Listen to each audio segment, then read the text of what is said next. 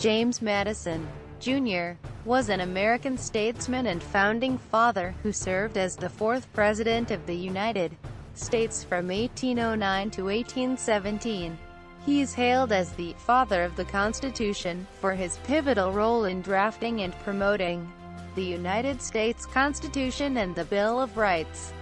Madison inherited his plantation Montpelier in Virginia and therewith owned hundreds of slaves. During his lifetime, he served as both a member of the Virginia House of Delegates and as a member of the Continental Congress prior to the Constitutional Convention. After the convention, he became one of the leaders in the movement to ratify the Constitution, both in Virginia and nationally. His collaboration with Alexander Hamilton and John Jay produced the Federalist Papers, among the most important treatises in support of the Constitution. Madison's political views changed throughout his life. During deliberations on the Constitution, he favored a strong national government, but later preferred stronger state governments, before settling between the two extremes later in his life. In 1789, Madison became a leader in the new House of Representatives, drafting many general laws. He is noted for drafting the first 10 amendments to the Constitution, and thus is known also as the "father of the Bill of Rights." He worked closely with President George Washington to organize the new federal government, breaking with Hamilton and the Federalist Party in 1791. He and Thomas Jefferson organized the Democratic-Republican Party, in response to the Alien and Sedition Acts. Jefferson and Madison drafted the Kentucky and Virginia resolutions, arguing that states can nullify unconstitutional laws. As Jefferson's Secretary of State, Madison supervised the Louisiana Purchase, which doubled the nation's size. Madison succeeded Jefferson as president in 1809, was re-elected in 1813, and presided over renewed prosperity for several years. After the failure of diplomatic protests and a trade embargo against the United Kingdom, he led the U.S. into the War of 1812. The war was an administrative morass, as the United States had neither a strong army nor financial system. As a result, Madison afterward supported a stronger national government and military, as well as the National Bank, which he had long opposed. Madison has been ranked in the aggregate by historians as the 9th most successful president. Early life and education. James Madison, Jr., was born on March 16, 1751, at Belgrove Plantation near Port Conway, Virginia, to Father James Madison, Sr., and Mother Nellie Conway Madison. He grew up as the oldest of 12 children. From age 11 to 16, young Jemmy Madison was sent to study under Donald Robertson, an instructor at the Innis Plantation in King and Queen County, Virginia, in the Tidewater region. Robertson was a Scottish teacher who tutored a number of prominent plantation families in the South. From Robertson, Madison learned mathematics, geography, and modern and classical languages. He became especially proficient in Latin. He attributed his instinct for learning largely to that man. At age 16, he returned to Montpelier, where he began a 2-year course of study under the Reverend Thomas Martin in preparation for college. Unlike most college-bound Virginians of his day, Madison eschewed the College of William and Mary, where the lowland Williamsburg climate, more susceptible to infectious disease, might have strained his delicate health. Instead, in 1769, he enrolled at the College of New Jersey, now Princeton University, where he became roommates and close friends with poet Philip Freneau. Madison proposed in vain to Freneau's sister Mary. Through diligence and long hours of study that may have compromised his health, at a height of only 5 feet, 4 inches, and never weighing more than 100 pounds, he became the most diminutive president. Religion. Although educated by Presbyterian clergymen, Young Madison was an avid reader of English deist tracts. Military service and early political career. After graduation from Princeton, Madison became interested in the relationship between the American colonies and Great Britain, which deteriorated over the issue of British taxation. In 1774, Madison took a seat on the local Committee of Safety, a patriot pro-revolution group that oversaw the local militia. This was the first step in a life of public service that his family's wealth facilitated. During the American Revolutionary War, Madison served in the Virginia state legislature, and became a protege of fellow delegate Thomas Jefferson. He had earlier witnessed the persecution of Baptist preachers in Virginia, who were arrested for preaching without a license from the established Anglican Church. He collaborated with the Baptist preacher Elijah Craig to promote constitutional guarantees for religious liberty in Virginia. This helped to fashion his ideas about religious freedom, which he applied to the Constitution and Bill of Rights. Madison attained prominence in Virginia politics, working with Jefferson to draft the Virginia Statute for Religious Freedom, which was finally passed in 1786. It constricted the Church of England and removed the power of the state in religious matters. He excluded Patrick Henry's plan to compel citizens to pay taxes that would go to a congregation of their choice. In 1777, Madison's cousin, the Right Reverend James Madison, became president of the College of William and Mary. Under the influence of Madison and Jefferson, Bishop Madison helped lead the college through the changes involving separation from both Great Britain and the Church of England. As the youngest delegate to the Continental Congress, Madison was considered a legislative workhorse and a master of parliamentary coalition building. He persuaded Virginia to give up its claims to northwestern territories, consisting of most of modern-day Ohio and points west, to the Continental Congress. It created the Northwest Territory in 1783. As a federally supervised territory from which new states were formed and admitted to the Union, Virginia's land claims had partially overlapped with those of Connecticut, Pennsylvania, and Maryland. They too ceded their westernmost lands to national authority, with the understanding that new states could be formed from the land. The Northwest Ordinance prohibited slavery in the new territory north of the Ohio River, but did not end it for those slaves held by settlers already in the territory. Madison was elected a second time to the Virginia House of Delegates, serving from 1784 to 1786 in the new years of independence. During these final years in the House of Delegates, Madison grew increasingly frustrated with what he saw as excessive democracy. He criticized the tendency for delegates to cater to the particular interests of their constituents, even if such interests were destructive to the state at large. In particular, he was troubled by a law that denied diplomatic immunity to ambassadors from other countries, and a law that legalized paper money. Father of the Constitution. The Articles of Confederation established the United States as an association of sovereign states, with a weak central government. This arrangement was met with disapproval, and was mostly unsuccessful after the war. Congress had no power to tax, and was unable to pay debts from the Revolution, which concerned Madison and other nationalists, such as Washington and Alexander Hamilton, who feared national bankruptcy and disunion. As Madison wrote, a crisis had arrived which was to decide whether the American experiment was to be a blessing to the world, or to blast forever the hopes which the Republican cause had inspired. Quote, during the course of the convention, Madison spoke over 200 times, and his fellow delegates rated him highly. William Pierce wrote that, every person seems to acknowledge his greatness. In the management of every great question he evidently took the lead in the convention. He always comes forward as the best informed man of any point in debate. Madison recorded the unofficial minutes of the convention, and these have become the only comprehensive record of what occurred.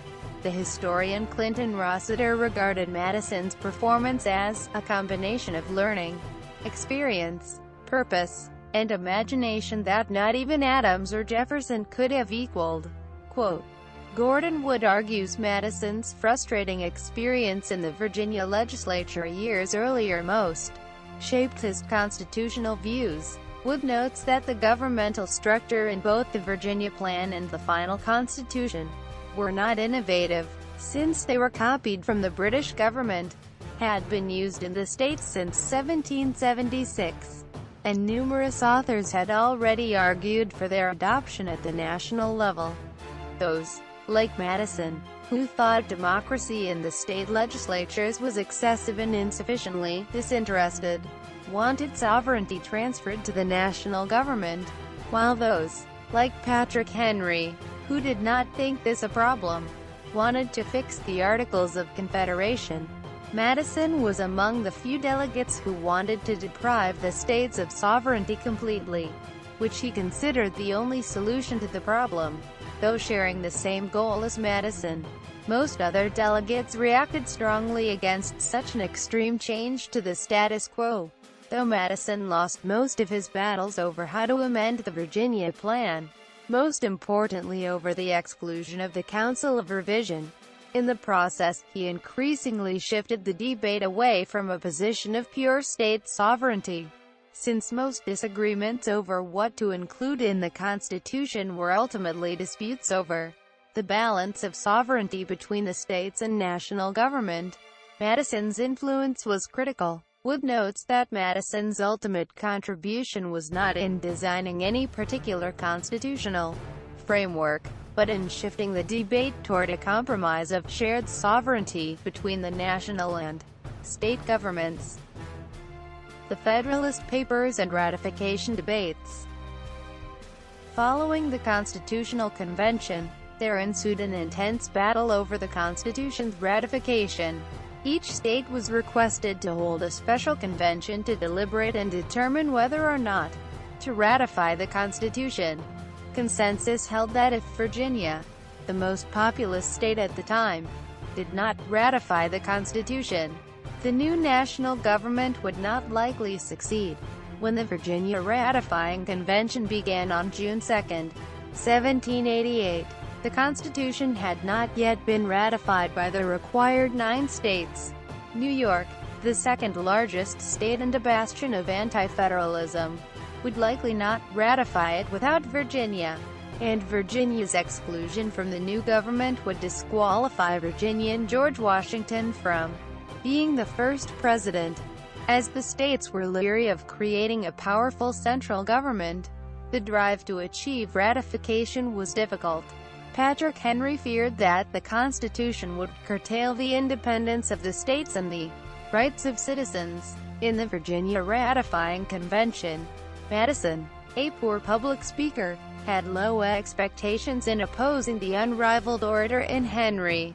When the vote was nearing, and the Constitution appeared headed for defeat, Madison pleaded with a small group of anti-federalists, and promised them that, if they changed their votes, he would later push for a Bill of Rights to provide limits to the power of the new government. A resolution was proposed that a Declaration of Rights be referred to the other states in the American Confederation for their consideration prior to ratification of the Constitution. Addressing slavery in the Constitution, Madison set out with a view that African American slaves as an unfortunate race, and believed their true nature was both human and property. Madison was called the "father of the Constitution" by his peers in his lifetime. However, he was modest, and he protested the title as being a credit to which I have no claim. The Constitution was not, like the fabled goddess of wisdom, the offspring of a single brain. It ought to be regarded as the work of many heads and many hands. Member of Congress. Madison had been a delegate to the Confederation Congress, and wanted to be elected senator in the new government. A vengeful Patrick Henry preferred to deny Madison a seat in the new Congress, so he ensured that Madison remained in the lame duck Confederation Congress so as to prevent him from campaigning as long as possible. Henry used his power to keep the Virginia legislature from appointing Madison as one of the state's senators. When Madison decided to run for election to the House instead, Henry gerrymandered Madison's home district, filling it with anti-federalists in an attempt to stop Madison's election. Madison could have run in another district, but Henry successfully introduced a law requiring congressmen to live in the district they represent. This was later recognized as unconstitutional, but at the time the law made it unlikely that Madison would be elected to Congress. He ran against James Monroe, a future president, and traveled with Monroe while campaigning. Madison defeated Monroe and became an important leader in Congress.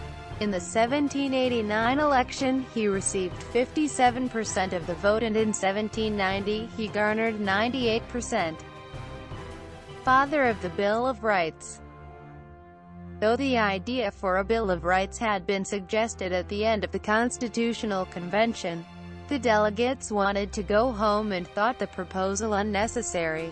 The omission of a Bill of Rights became the main argument of the Anti-Federalists against the Constitution. Though no state conditioned ratification of the Constitution on a Bill of Rights, several states came close, and the issue almost prevented the Constitution from being ratified. Some anti-federalists continued to contest this after the Constitution was ratified and threatened the entire nation with another, more partisan, Constitutional Convention. Madison objected to a specific Bill of Rights for several reasons. Though few in the new Congress wanted to debate a possible Bill of Rights for the next century, most thought that the Declaration of Independence, not the first 10 constitutional amendments, constituted the true Bill of Rights. Madison pressed the issue. Madison was a staunch proponent of the right of Americans to a civil jury trial. He initially introduced an amendment to the U.S. Constitution that guaranteed all citizens the right to a jury trial in all civil cases where there was $20 or more at stake.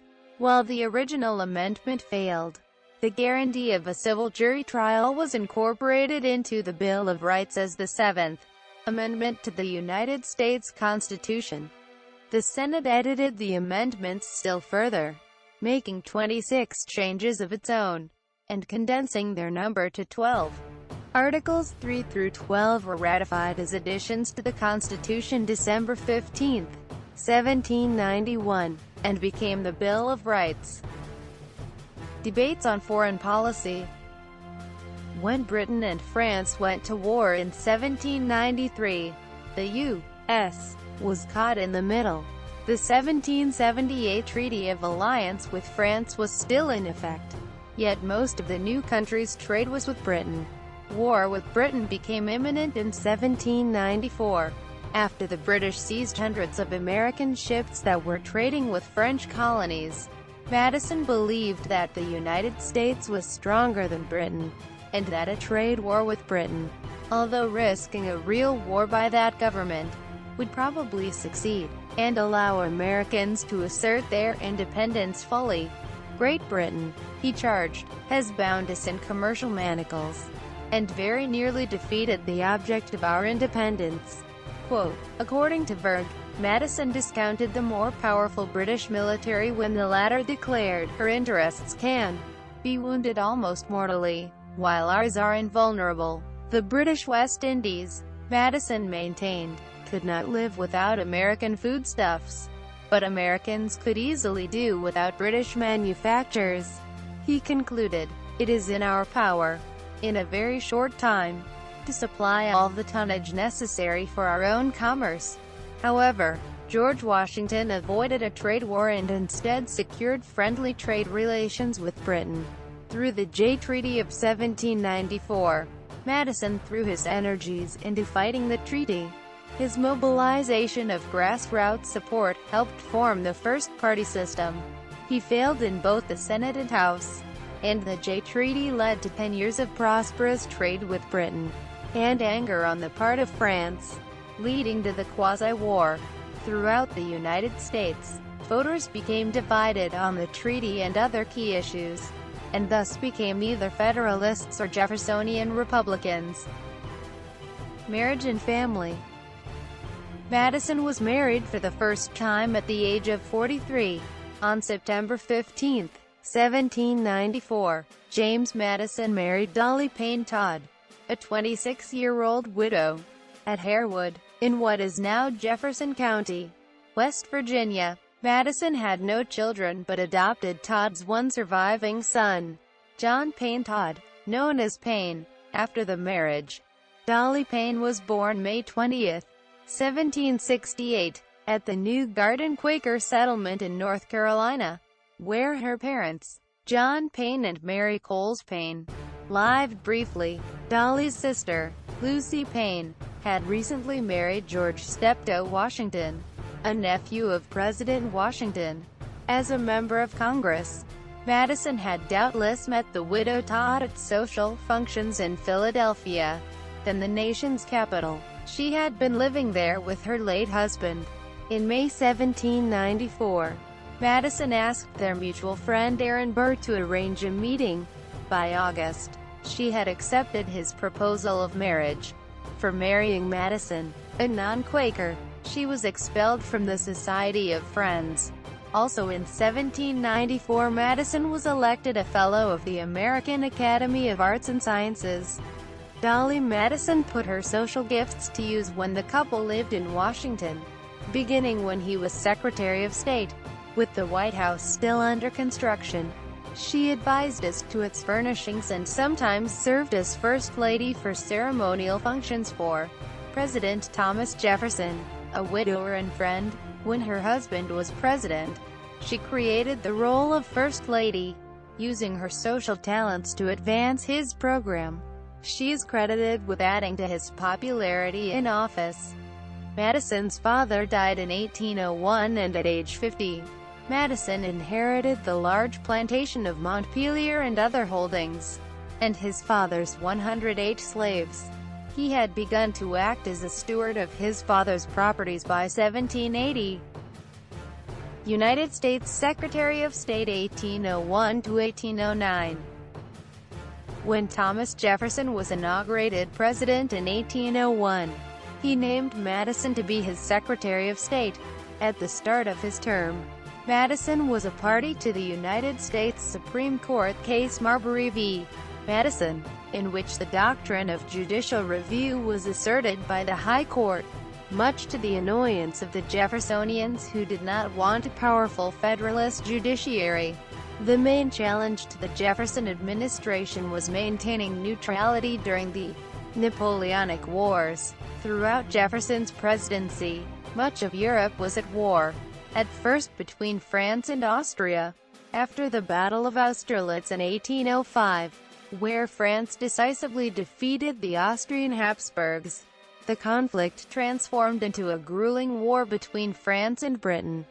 Shortly before Jefferson's election, Napoleon seized power from the hapless French Directory, which had recently mismanaged France's finances in unsuccessful wars and had lost control of Saint-Domingue, Haiti, after a slave rebellion. Beginning in 1802, Napoleon sent more than 20,000 troops in an attempt to restore slavery on the island, as its colonial sugar-cane plantations had been the chief revenue producer for France in the New World. The warfare went badly and the troops were further decimated by yellow fever. Napoleon gave up on the restoration of the empire and sold the Louisiana Territory to Madison and Jefferson in 1803. Later that year, the remaining 7,000 French troops were withdrawn from the island, and in 1804 Haiti declared its independence as the Second Republic in the Western Hemisphere. Many contemporaries and later historians, such as Ron Chernow, noted that Madison and President Jefferson ignored their strict construction of the Constitution to take advantage of the purchase opportunity. Jefferson would have preferred a constitutional amendment authorizing the purchase. but did not have time, nor was he required to do so. The Senate quickly ratified the treaty providing for the purchase.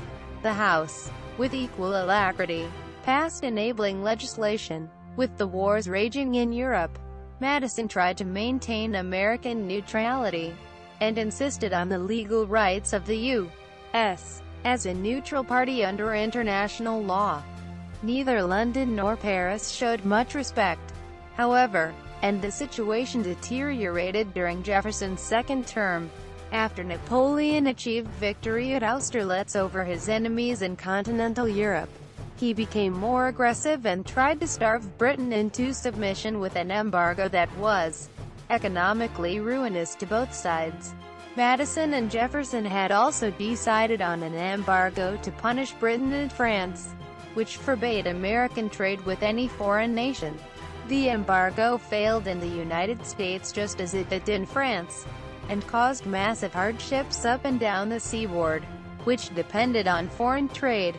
The Federalists made a comeback in the Northeast by attacking the embargo, which was allowed to expire just as Jefferson was leaving office. Election of 1808. With Jefferson's retirement imminent as his second term came to a close, Madison became his party's choice for president in 1808. He was opposed by Rep. John Randolph, who had broken earlier with Jefferson and Madison. The Republican Party Congressional Caucus chose the candidate and easily selected Madison over James Monroe. Presidency 1809 to 1817. Upon his inauguration in 1809, Madison immediately faced opposition to his planned nomination of Secretary of the Treasury Albert Gallatin as Secretary of State, led by Sen. William B. Giles. Madison chose not to fight Congress for the nomination but kept Gallatin, a carryover from the Jefferson administration. In the Treasury Department, the talented Swiss-born Gallatin was Madison's primary advisor, confidant, and policy planner.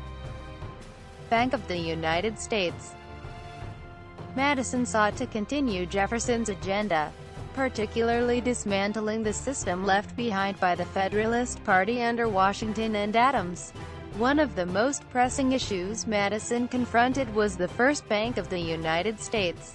Its 20-year charter was scheduled to expire in 1811, and while Gallatin insisted that the bank was a necessity, Congress failed to reauthorize it, as the absence of a national bank made war with Britain very difficult to finance. Congress passed a bill in 1814 chartering a second national bank. Madison vetoed it. Prelude to war. By 1809 the Federalist Party was no longer competitive with the exception of a few strongholds. Some former members such as John Quincy Adams, Madison's ambassador to Russia, had joined Madison's Republican Party. Napoleon had won a decisive victory at the Battle of Austerlitz in 1805, and as a consequence Europe remained mostly at peace for the next few years. Congress had repealed Jefferson's embargo shortly before Madison became president.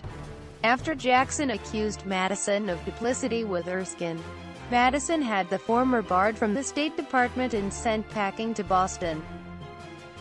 War of 1812. The United States entered the War of 1812, which in many respects was a theater of the broader Napoleonic Wars.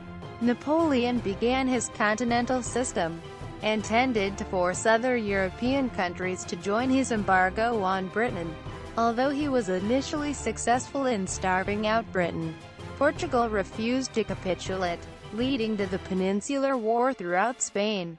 This loosened Spain's grip on its South American colonies.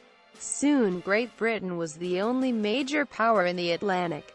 As Great Britain increased naval pressure on Napoleon, it inadvertently did the same against American ships, and the British tactics quickly caused widespread American anger. Britain had used its navy to prevent American ships from trading with France. The United States, which was a neutral nation, saw this act as a violation of international law. The Royal Navy boarded American ships on the high seas and impressed its seamen, as it needed more sailors than it could recruit. The United States considered this no less an affront to American sovereignty than an invasion of American soil. Americans called for a second War of Independence, to restore honor and stature to the new nation. Madison hurriedly called on Congress to put the country into an armor and an attitude demanded by the crisis, specifically recommending enlarging the army, preparing the militia, finishing the military academy, stockpiling munitions, and expanding the Navy. The senior command at the War Department and in the field proved incompetent or cowardly. The general at Detroit surrendered to a smaller British force without firing a shot. Gallatin at the Treasury discovered the war was almost impossible to fund, since the National Bank had been closed and major financiers in the Northeast refused to help. By 1814, Andrew Jackson and William Henry Harrison had destroyed the main Indian threats in the South and West, respectively. As part of the war effort, an American naval shipyard was built up at Sackett's Harbor, New York, where thousands of men produced 12 warships and had another nearly ready by the end of the war.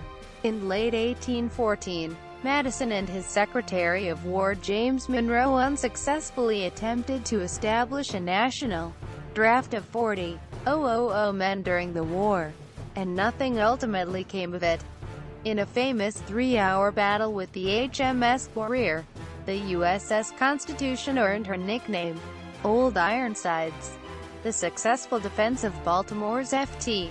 McHenry against one of the most intense naval bombardments in history inspired Francis Scott Key to write the poem that was set to music as the U.S. national anthem, the Star-Spangled Banner.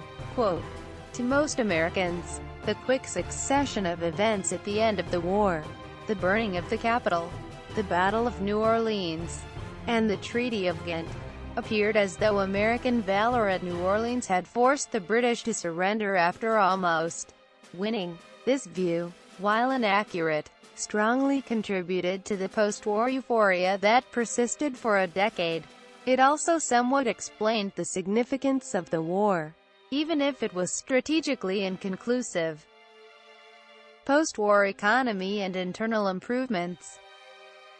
With peace established, Americans believed they had an emboldened independence from Britain. The Federalist Party, which had called for secession over the war at the Hartford Convention, dissolved. With Europe finally at peace, the era of good feelings described the prosperity and equitable political environment. Some political contention continued. For instance, in 1816, 2/3 of the incumbents in Congress were defeated for re-election after voting to increase their salary. Madison approved a Hamiltonian national bank, an effective taxation system based on tariffs, a standing professional military, and the internal improvements championed by Henry Clay under his American system. In 1816, pensions were extended to orphans and widows from the War of 1812 for a period of 5 years at the rate of half pay.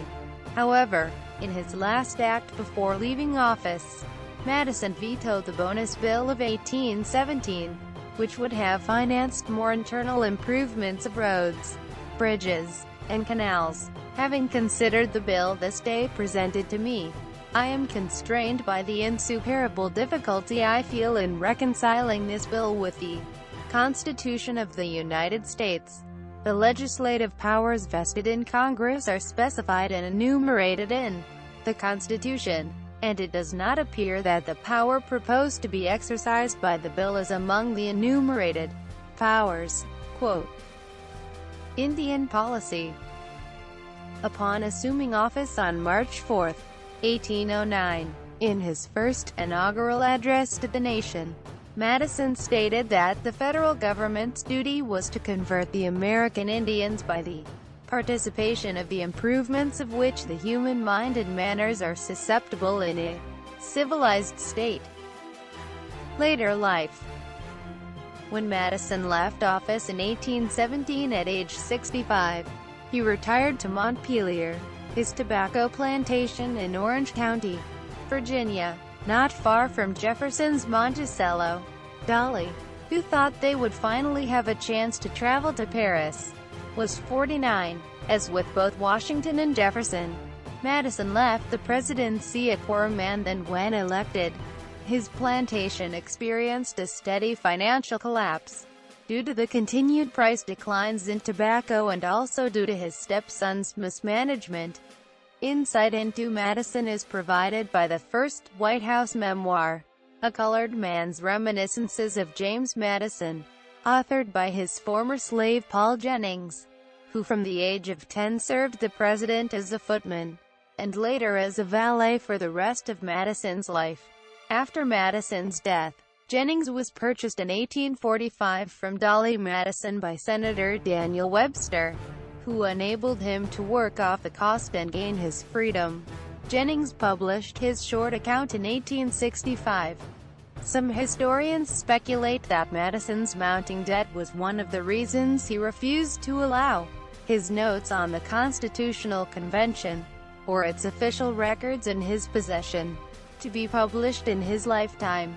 He knew the value of his notes, and wanted them to bring money to his estate for Dolly's use as his plantation failed. He was hoping for $100,000 from the sale of his papers, of which the notes were the gem. Madison's financial troubles weighed on him as deteriorating mental and physical health ensued. In his later years, Madison became highly concerned about his historic legacy. He resorted to modifying letters and other documents in his possession, changing days and dates, adding and deleting words and sentences, and shifting characters. By the time he had reached his late 70s, this straightening out had become almost an obsession. As an example, he edited a letter written to Jefferson criticizing Lafayette. Madison not only yanked out original passages, but even forged Jefferson's handwriting as well. In 1826, after the death of Jefferson, Madison was appointed as the second rector, president, of the University of Virginia.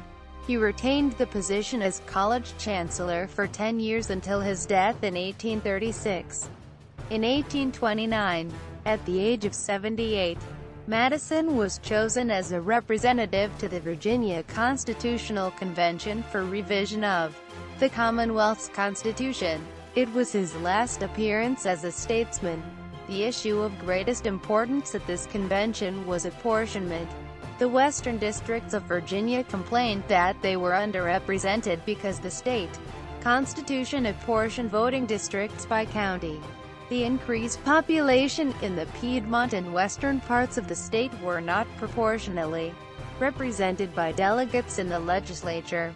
Western reformers also wanted to extend suffrage to all white men, in place of the prevailing property ownership requirement. Madison tried in vain to effect a compromise. Eventually, suffrage rights were extended to renters as well as landowners, but the eastern planters refused to adopt citizen population apportionment. They added slaves held as property to the population count to maintain a permanent majority in both houses of the legislature, arguing that there must be a balance between population and property represented. Madison was disappointed at the failure of Virginians to resolve the issue more equitably.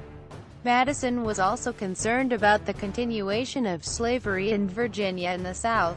He believed that transportation of free American blacks to Africa offered a solution, as promoted by the American Colonization Society.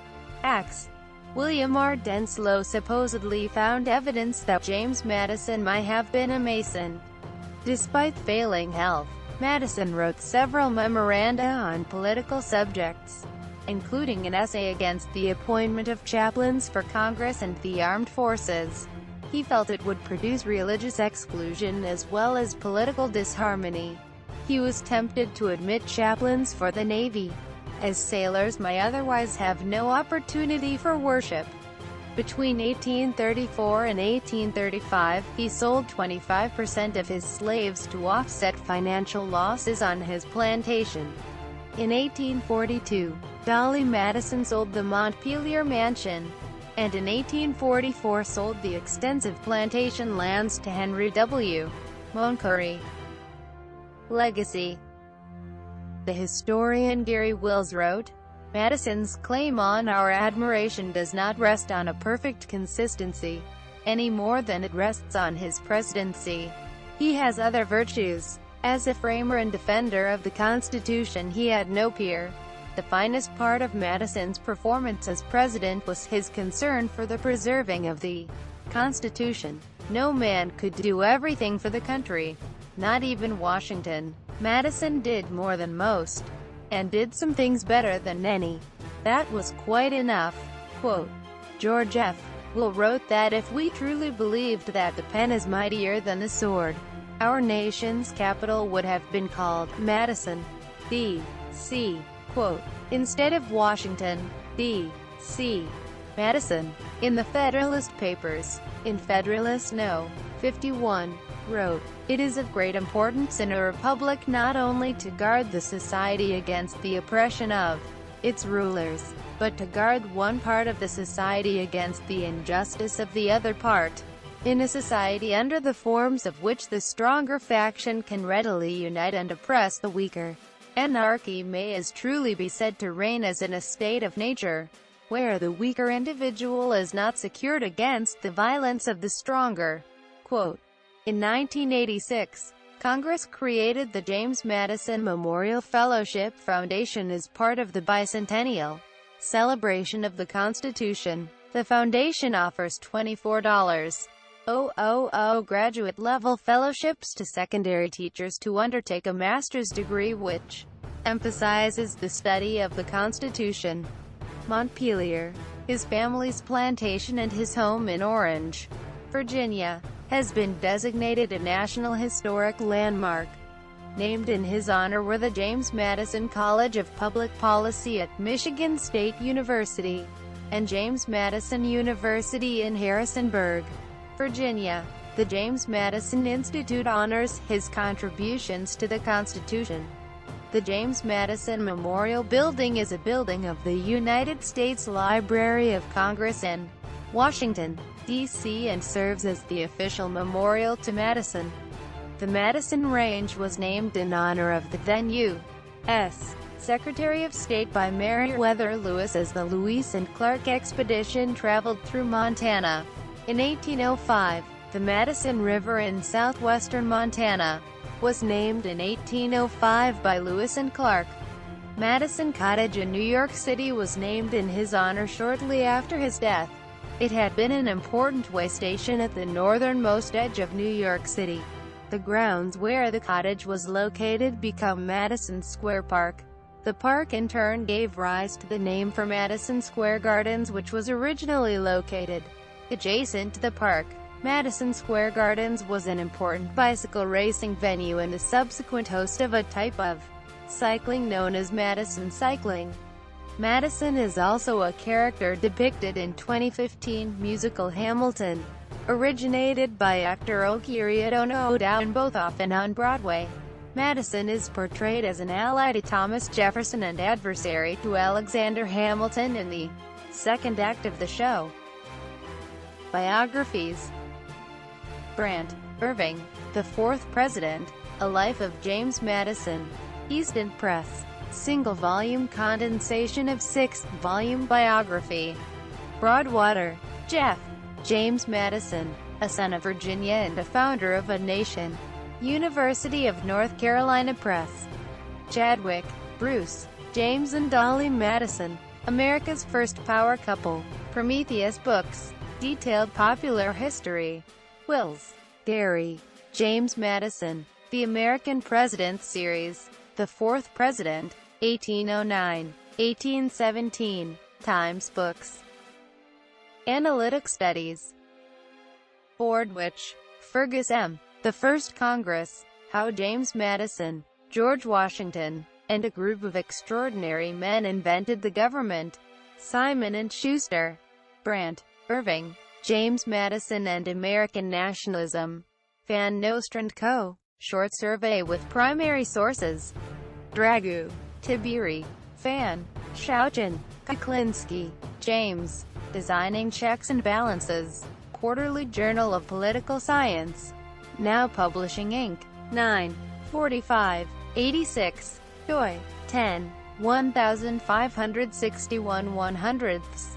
00013022. Everdell, William. The End of Kings. A History of Republics and Republicans. Univ. Of Chicago Press. Gabrielson, Tina. James Madison Psychology of Public Opinion. Political Research Quarterly. 62. 431. 44. Harbert, Earl, ed. Henry Adams. History of the United States during the administrations of James Madison. Library of America. Casper, Eric T. To Secure the Liberty of the People. James Madison's Bill of Rights and the Supreme Court's Interpretation. Northern Illinois University Press. Colonel Samuel, ed. James Madison. The Theory and Practice of Republican Government. Stanford Univ. Press. Kester, Scott J. The Haunted Philosophy. James Madison. Republicanism and Slavery. Lexington Books. Munoz, Vincent Philip. James Madison's Principle of Religious Liberty. American Political Science Review. 97. 17. 32. Reed, James H. Power versus Liberty.